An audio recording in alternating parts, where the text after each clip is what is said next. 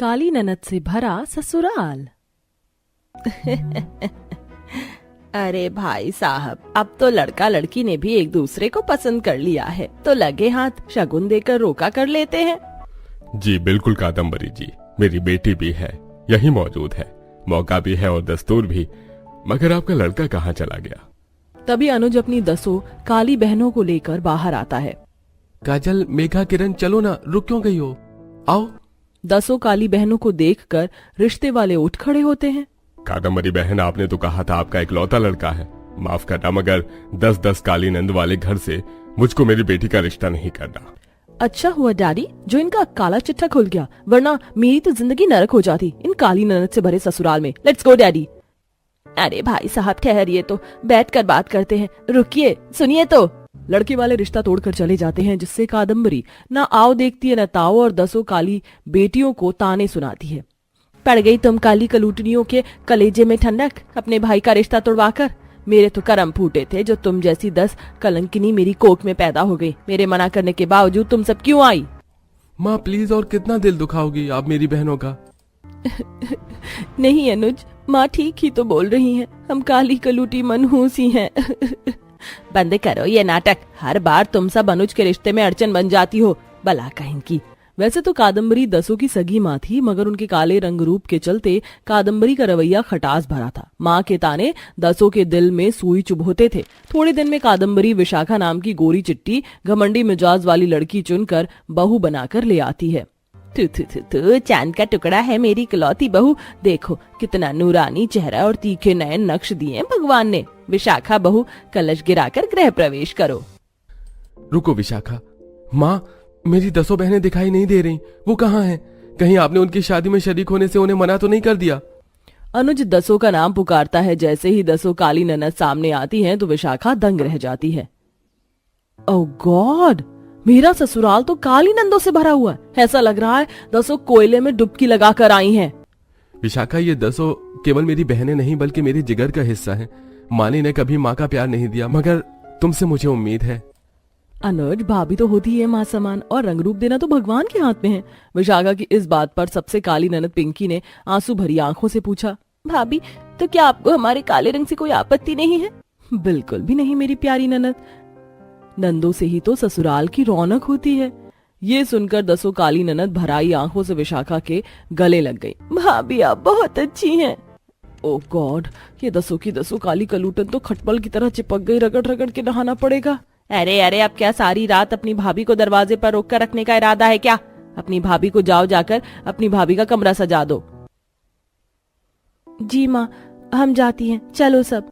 विशाखा बहू, अपनी काली नंद से दूर रहना, ये मनहूस है मनहूस।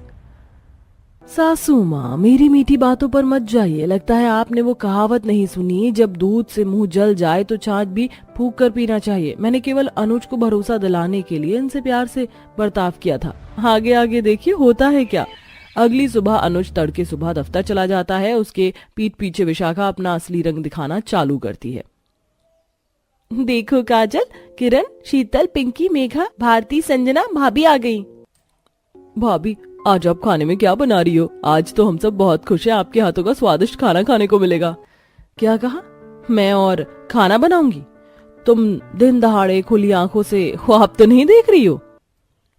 तुम 10-10 नौकरानियों के रहते मेरी गोरी सुंदर बहू रसोई पकाएगी। चलो उठो और काम में जुट जाओ।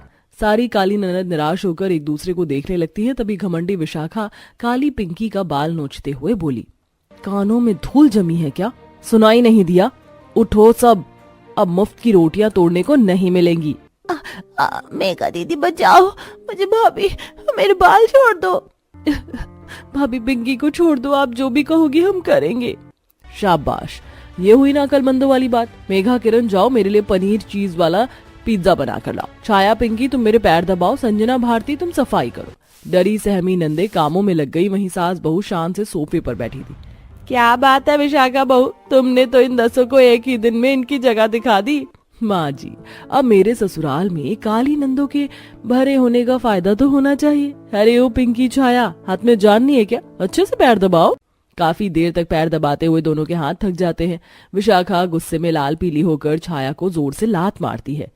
काली कलूटी, काम की ना काज की, दुश्मन अनाज की, भागो यहाँ से।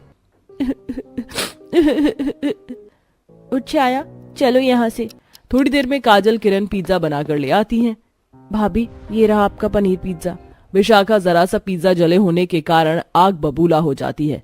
नॉस पीटी, काली कलूटी, मेरा पिज्जा जलाया, अब सजा भुगत। तुम सबकी हेकड़ी तो मैं निकालूंगी। भाभी मेरा हाथ छोड़ दीजिए, मुझे दर्द हो रहा है। लेकिन तुझे दर्द में तड़पता देखकर मुझे बड़ा मजा आ रहा है। इसी तरह गोरी घमंडी विशाखा अपनी काली नंदों पर खूब अत्याचार करती है और उन्हें काले होने के चलते ताने कसती है और खुद महंगे पार्लर जाकर पैसे खर्च करती। गुजरते पलों के साथ विशाखा प्रेग्नेंट हो जाती है। अरे बहू, ये खुशखबरी देकर तो तूने मुझे सोने की सीढ़ियां चढ़ा दी। मैं तो अपने गोरे गोरे सुंदर पोता पोती की बाहों में खिलाने के लिए बेकरार हूँ। मेरे मन में तो लड्डू फूट रहे हैं। बहुत बहुत बधाई हो विशाखा भाभी। अरे ओ मेरी काली नंदो, तुम सब किस खुशफहमी में मत रहना कि मैं अपना बच्चा तुम्हें छूने दूंगी। सासू माँ, मैंने सुना है कि प्रेग्नेंट लेडी पर जिसका परछावा पड़ता है बच्चा बिल्कुल वैसे ही होता है, तो इन्हें कह दो आज से पर्दा करके रहेंगी। विशाखा की शर्त सभी काली नंदे खुशी खुशी स्वीकार कर लेती हैं। इसी तरह दिन ढलता है। जब से मैं प्रेग्नेंट हुई हूँ मेरा चेहरा कितना डल हो गया है, आज फेशियल करवा लेती हूँ। विशाखा छाया भारती को कमरे में बुलाकर ऑर्डर झाड़ती है। आओ आओ मेरी काली नंदो, मेरा फेशियल और मैनिक्योर पेडिक्योर कर दो। भाभी हमने आज से पहले ये फेशियल नहीं किया है। वैसे भाभी ये फेशियल किट कितने का आता है? हम भी इसे लगाएंगे तो हमारे चेहरे पर भी निखार आ जाएगा ना। भारती की बात सुनकर विशाखा उसकी खिल्ली उड़ाती है। अरे ओ मेरी काली कलूटी ननद, तुम सब चाहे जो भी लगा लो, अंधेरी रात ही लगोगी। अब चलो भागो यहाँ से, मैं खुद कर लूंगी फेशियल। विशाखा ज्यादा ग्लो पाने के लालच में फेशियल किट में जरूरत से ज्यादा सैफरन मिलाकर अपने चेहरे पर अप्लाई करती है, जिससे उसके चेहरे पर जलन होने लगती है। उफ, ये मेरे फेस पर इतनी इचिंग क्यों हो रही है? छाया, संजना, किरण, काजल, अरे ओ मेरी काली ननद कहाँ मर गई? फेशियल धोना पड़ेगा वरना कहीं मेरा खूबसूरत चेहरा ना जल जाए। विशाखा हड़बड़ाकर बाथरूम में आती है और पानी पर फिसलकर गिर जाती है। मेरा बच्चा, मेरा बच्चा! ये तो भाभी की आवाज थी। भाभी ठीक तो है? दसों नंदे दौड़कर कमरे में आती हैं और विशाखा को अस्पताल में ले आती हैं। खुशियों भरे घर में मातम का माहौल छा जाता है। डॉक्टर साहब, मेरी पत्नी और मेरा बच्चा ठीक तो है? आई एम सॉरी अनुज जी, मगर आपकी पत्नी पेट के बल गिरी है, इसलिए आपका बच्चा नहीं बच पाया। और दुख की बात यह है कि इन फ्यूचर आपकी पत्नी कभी मां नहीं बन पाएगी। नहीं नहीं नहीं नहीं नहीं, ऐसा नहीं हो सकता। मेरा बच्चा मुझे ला कर दे दो अनुज। अपना बच्चा खोने के बाद विशाखा सदमे में चली जाती है। वह पूरे वक्त कमरे में बंद रहती, ना कुछ खाती, ना पीती, ना मुस्कुराती। ऐसे में उसकी दसों काली ननद उसका खास ख्याल रखती थी। उसे दवाई खिलाती, गोद में सुलाती, बाल बनाती। भाभी गर्मा गर्म खाना हाजिर है, चलिए मुंह खोलिए और खा लीजिए। मुझे नहीं खाना मेघा। भाभी खा लीजिए थोड़ा सा हमारी खातिर। मेघा अपनी इकलौती भाभी को अपने हाथों से निवाले खिलाती है, जिससे विशाखा की आंखों से झरझर आंसू बहने लगते हैं, जिसमें पश्चाताप था। मुझे माफ कर दो मेघा।